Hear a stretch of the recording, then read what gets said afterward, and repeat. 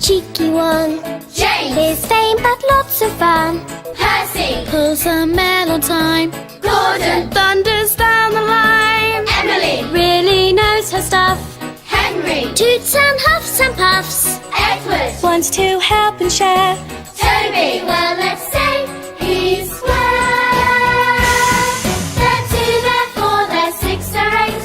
Shunting trucks and hauling freight. Red and green and brown and blue. They're the really useful crew. All with different roles to play. Around timber sheds or far away. Down the hills and round the bends. Thomas and his friends. All the engines are on hand, waiting for a plane to land. Be they diesel, be